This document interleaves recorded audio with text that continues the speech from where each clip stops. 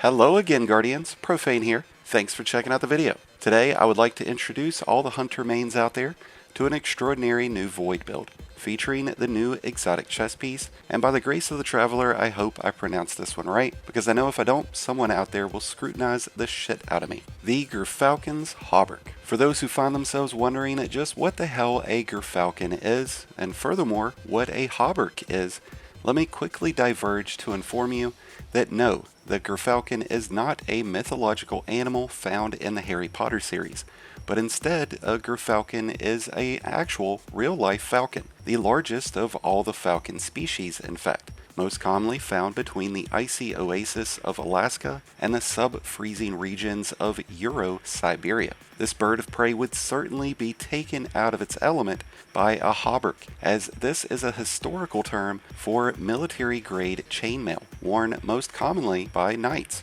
but I digress. The Gyrfalcon'S Hauberk is quite possibly the best exotic for Void hunters since the introduction of the Omnioculus, and I hands down believe that the Gyrfalcon'S Hauberk is not only as good as the Omnioculus, but 10 times better. Plus, just look at this thing. It's a beautifully sculpted chess piece that's aesthetically pleasing with several of the available shaders in the game. Before I get ahead of myself though, if you do end up enjoying today's video and find it helpful, then please be sure to help support the channel below by hitting that like button along with the subscribe button if you're new. Both are greatly appreciated. The Gyrfalcon'S Hauberk comes with the intrinsic perk called See Me, Feel Me, which I love the titling. This perk provides a weapon damage boost of 35% after emerging from invisibility. So right out of the gate, that is a game-changing ability to have, as you'll come to learn in this video. Furthermore, when you use your finisher while invisible, you boost the regeneration of class abilities and you create an overshield, not only for you, but your allies as well, which can be activated by using your class ability. While some could argue that receiving a ×4 or 5 resist buff is more beneficial, my dispute to that would be, what about the damage boost, bro? Because the Omnioculus ain't given one.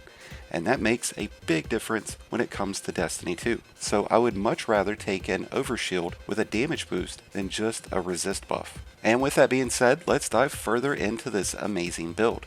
We'll first take a look at our Night Stalker subclass. And if it's one thing I've found in this game is that when it comes to Void Hunter mains in Void 3.0, there's a big difference in opinion when it comes to Trapper's Ambush. But personally, I've become extremely fond of this aspect as it allows you to slam the ground to give yourself and allies invisibility while also weakening and damaging nearby enemies, which I find much more satisfying than just simply throwing my smoke bomb. We're also using Vanishing Step.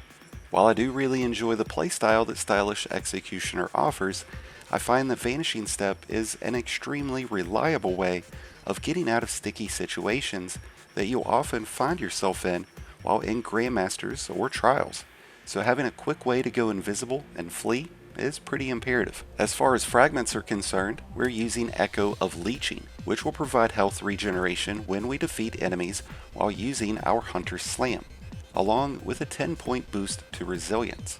We're going with Echo of Starvation so that picking up orbs will give us Devour, which will give us health regen and grenade regeneration. And since we'll be utilizing invisibility, overshields, and Devour, it only makes sense to use Echo of Persistence, which increased the duration of these effects. It does come with a 10-point penalty to mobility, but I'm perfectly okay with that. And with that, let's move over to the mods that will synergize extremely well with the Gyrfalcon'S Hauberk, starting with the Arc Helmet mod called Hands On, which gives super energy after defeating enemies with a melee, which is going to be our Trapper's Ambush, aka the Hunter's Slam. And since we have to finish enemies while invisible to get the overshield, we're going to use a well-based mod setup, starting with Empowered Finisher, which will charge us with light when performing a finisher.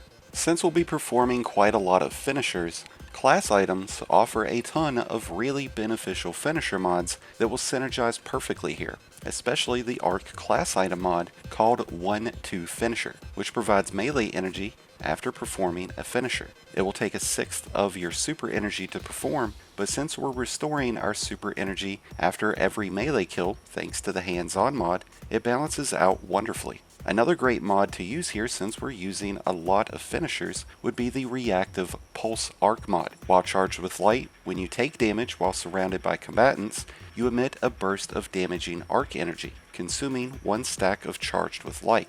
But its secondary perk is the big one here. You get an overshield when performing your finisher, which will definitely come in handy when performing your finisher in any kind of Grandmaster activity.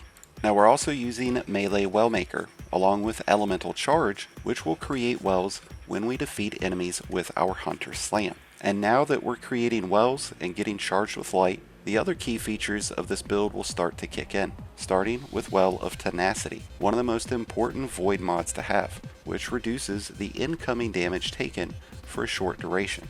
We're also using Heavy Handed, which while charged with light, we regain half of our melee energy when using a charged melee attack. It will consume 1 stack of charged with light in the process, and comes with the secondary benefit that adds ammo from reserves to any fusion rifle, shotgun, sidearm, or SMG that you have equipped, which will really come in handy considering that you get the weapon damage boost. Some really strong support mods that synergize really well with this build are Focusing Strike. An arms mod available through this season's artifact, provides class ability energy when causing damage with a melee attack, and it only costs 1 energy point.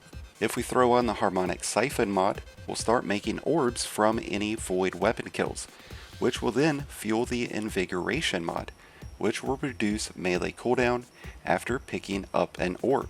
We'll also get Devour every time we pick up an orb. Distribution will be another key mod for this build, as it reduces all ability cooldowns when using your dodge near enemies. A few alternate mods that you should consider as well would be Reaping Wellmaker or Bountiful Wells. High Fire Energy is another exceptionally powerful mod to use with this build, as it will add to the already boosted weapon damage that Gyrfalcon'S Hauberk will provide, which brings me to the weapon loadouts that take this build to a whole nother level. And it's all because of one fancy little perk that was released in Season 17, Repulsor Brace. At first, only available on the Hollow Denial, but has now been added to a slew of other Void energy weapons, including the other half-legendary sword, along with the Doom of Chelchis Scout Rifle, which is from the Kingsfall raid. Repulsor Brace will provide its own overshield after defeating Void debuffed targets. Since we're going to be constantly weakening our targets, this is a perfect trait to have to match up with this Gyrfalcon's build. But for the ideal weapons to match up Gyrfalcon'S Hauberk, look no further than the Heart Shadow Exotic Sword, which turns you invisible on its own after performing a heavy attack, which fires exploding void projectiles, and then you get shot in the dark. Remaining invisible grants this weapon increased damage the longer you're invisible, and the ability to weaken enemies. I mean, these two exotics were literally made for one another. The synergy here is unreal, and honestly makes playing Hunter exponentially more fun. Additionally, the Collective Obligation Pulse Rifle would make just as much of a perfect pair-up with the Gyrfalcon. I only left it out because I've yet to get one for myself.